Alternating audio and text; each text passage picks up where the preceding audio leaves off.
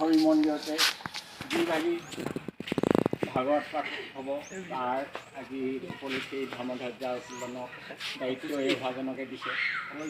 আপোনালোকৰ সহায় সহযোগিতাই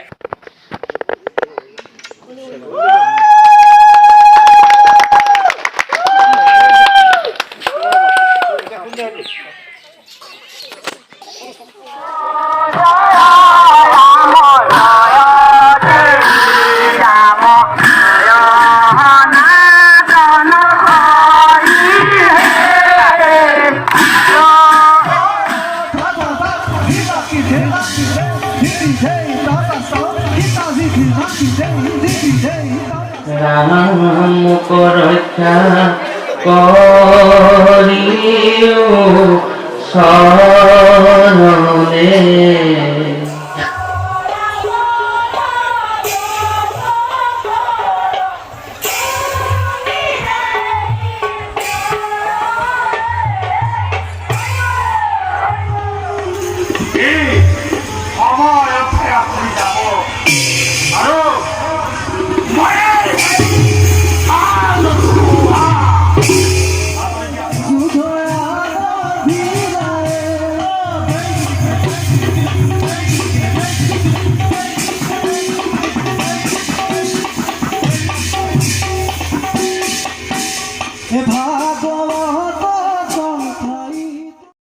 নমস্কাৰ ভক্তপ্ৰাণ ৰাইজ, বৃহত্তৰ হালদিবাৰী চতুৰ্বিংশতিতম ভাগৱত পাঠ ও ধৰ্ম আলোচনাৰ লগতে ভাওনা প্ৰদৰ্শন এই অনুষ্ঠানভাগিত ২ নং দিহিঙীয়া গাঁৱৰ ১ নং বৈষ্ণৱ নামঘৰত ৪ আৰু ৫ ফাগুন তাৰিখে আজিৰে পৰা আৰম্ভ হৈছে। এই অনুষ্ঠানভাগিত বৃহত্তৰ হালদিবাৰী প্ৰতিখন গাঁৱে পূৰ্ণ সহযোগিতা কৰিছে, লগতে বৃহত্তৰ হালদিবাৰী সাংস্কৃতিক গোষ্ঠীৰ পূৰ্ণ সহযোগিতা আছে। অনুষ্ঠানটিত অসমৰ দিহানাম সম্ৰাট কমলা গগৈৰ উপস্থিতিয়ে যথেষ্ট অনুষ্ঠানটি আকৰ্ষণীয় কৰে। অনুষ্ঠানটিত সকলোৰে সহায় সহযোগিতাৰ বাবে আমি চিৰকৃতজ্ঞ, লগতে সকলোটিলৈ শলাগৰ শৰাই আগবঢ়ালোঁ। ধন্যবাদ। আহক ৰাইজ, আমি এতিয়া উক্ত অনুষ্ঠানটি উপভোগ কৰোঁ।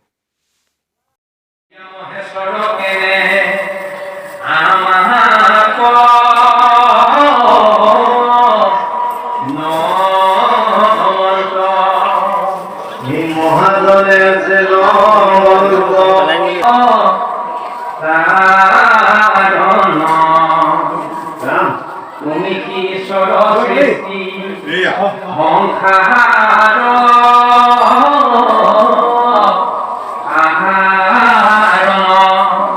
এই পাঁচগুণ নাম লোকৰ পৰা টক টক টক তিনিবাৰ ব্ৰহ্মাই এই ভাগৱত পাঠ কৰোঁতে প্ৰথমে শুনিছে।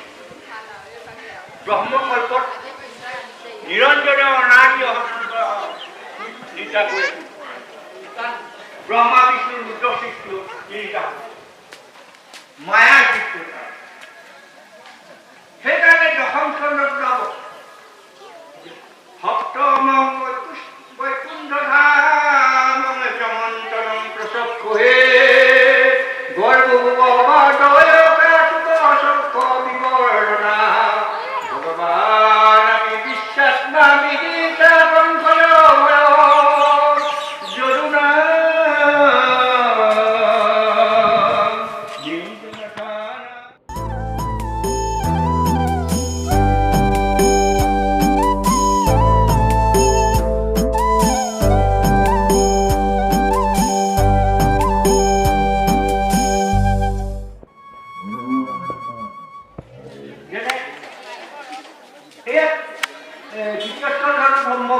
উদ্ধৱ বিদুৰাম মিশ্ৰৰ কথা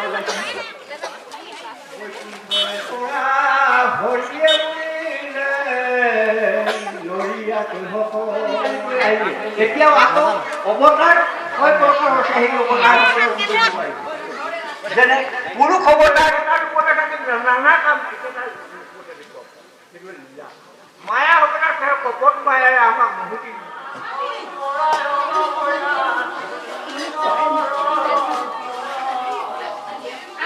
জন্মি লন্ত বিধিত কণিকাত বখি শান্ত কীতে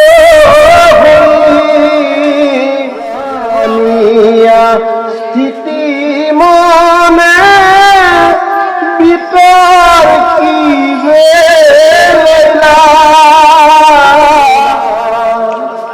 বেলা জল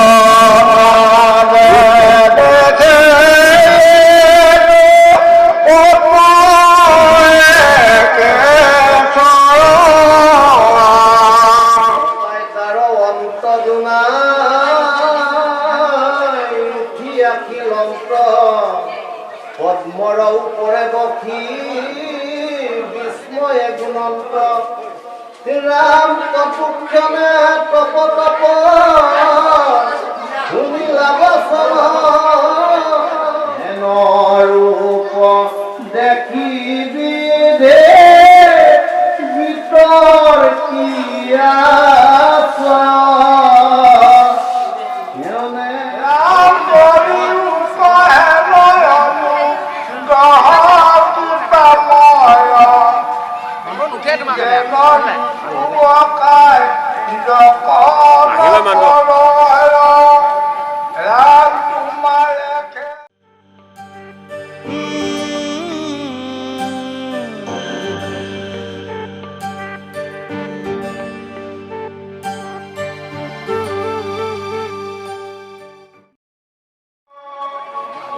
ভক্তবান বিন্দুলৈ আমি অশেষ ধন্যবাদ জনাইছোঁ।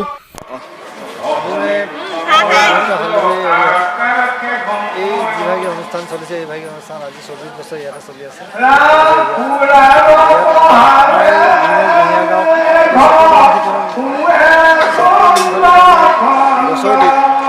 আমাৰ ইয়াতে আমাৰ উদ্যোক্তাসকলক মই এতিয়া চিনাকি কৰাই দিছোঁ।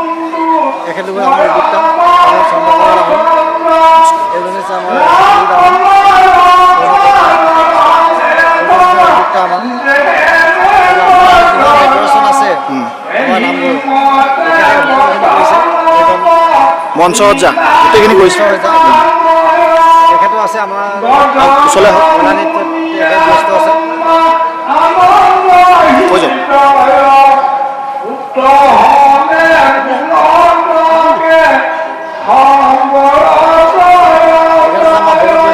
আমাৰ গাঁৱৰ নমস্কাৰ।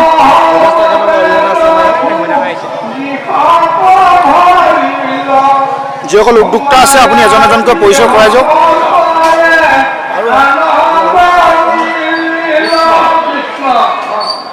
এজন আছে এজন আমাৰ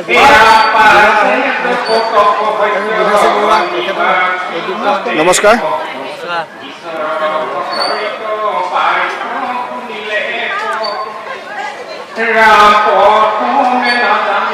ধন্যবাদ সকলোলৈ। আপোনালোকৰ অনুষ্ঠানটো ভাল হওক তাকে কামনা কৰিছোঁ।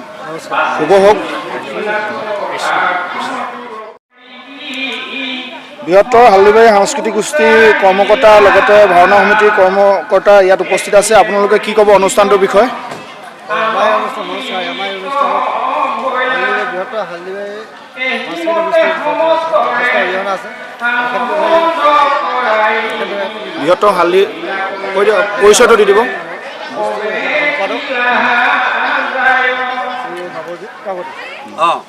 এয়া আমাৰ সহকাৰী সম্পাদক মনোজ গগৈ, দ্বিতীয় সম্পাদক জ্যোতিপ্ৰসাদ গগৈ, এয়া আমাৰ বিত্ত সম্পাদক শ্যামন্ত গগৈ, তেখেতৰ পৰিচয়টো দি দিব।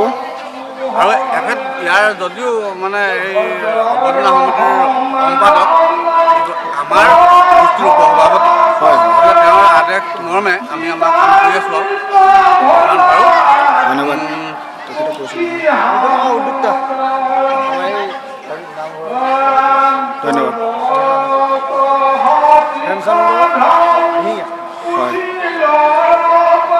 সকলোলৈ ধন্যবাদ।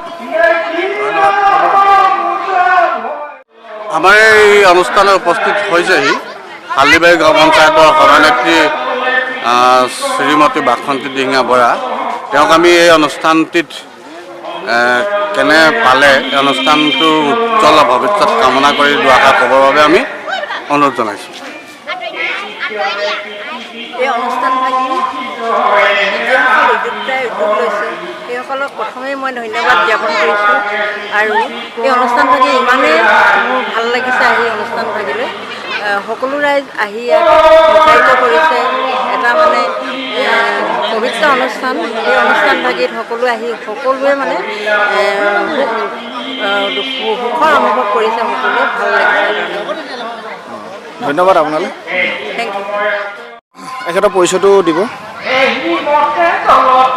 বৃহত্তৰ হালদিবাৰী নাম খণ্ড ভাগৱত অনুষ্ঠানটি আমাৰ এই ধুনীয়া গাঁৱতে হৈছে। আৰু এই অনুষ্ঠানটি অভ্যৰ্থনামূলীয়া সভাপতি আছে আমাৰ এখেত।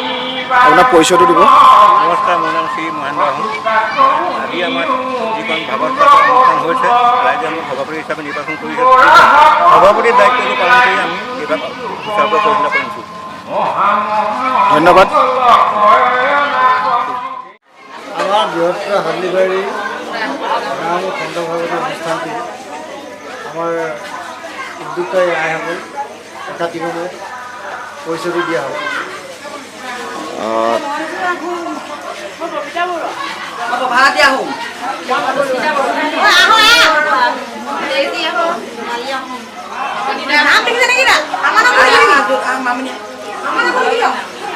এয়াইসকলৰ যথেষ্ট অৰিহণা আছে, যথেষ্ট কষ্ট কৰিছে, আজি নিশাটো আছে। প্ৰত্যেকলৈ ধন্যবাদ জনাইছোঁ। আপোনালোকে ইমান শ্ৰম ত্যাগ কষ্ট যথেষ্টখিনি কৰিছে, তাৰ কাৰণে বহুত বহুত ধন্যবাদ।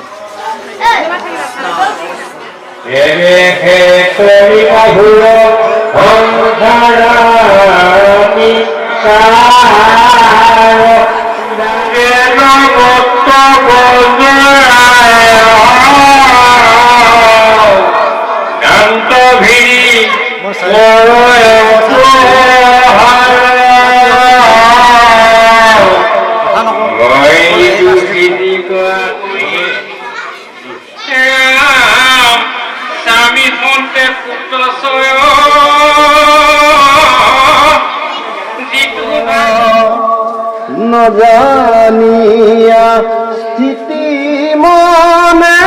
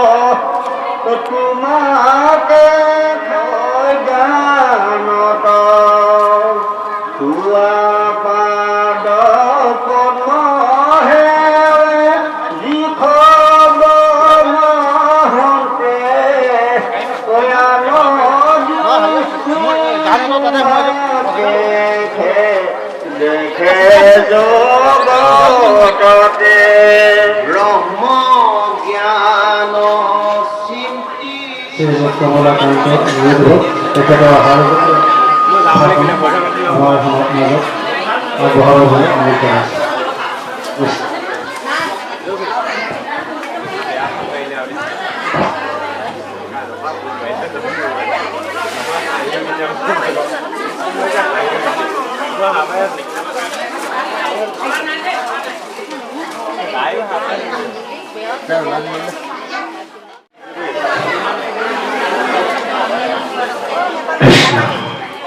দুলং দিহিঙা গাঁও বৈষ্ণৱ নামঘৰত অপৰাধ বীণাখন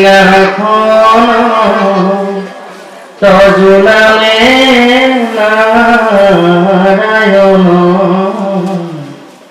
জানি নামে পখিলো ৰণে আনগতি নাহিকে মৰণে অপৰাধ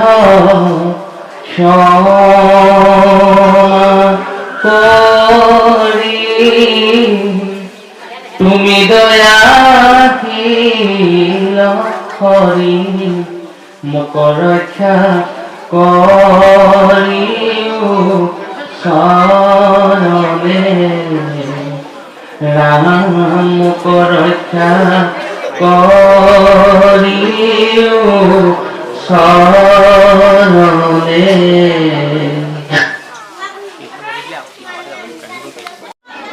এতিয়া আমি দেখো বেয়া নাপাব, মই সাম্প্ৰতিক সময়ৰ লগত প্ৰাসংগিক বুলি ভাবিয়ে কৈছো যে কোনোবা এডোখৰ স্থানত যদি এজন ব্যক্তি ঘৰ ভেটেৰি দুবাৰ পতা আয়োজন কৰা হয়, তেওঁলোকৰ মাজত কাজিয়া পেচাল হয়। দুগৰাকী পত্নী থাকিলে তেওঁলোকৰ মাজত কেতিয়াবা ভুল বুজাবুজি হয়। কিন্তু শ্ৰীকৃষ্ণৰ লগত 16 গোপিনী একেলগে আছিল, তেওঁলোকৰ মাজত কিয় ভুল বুজাবুজি নহয়? এইটো ডাঙৰ প্ৰশ্ন।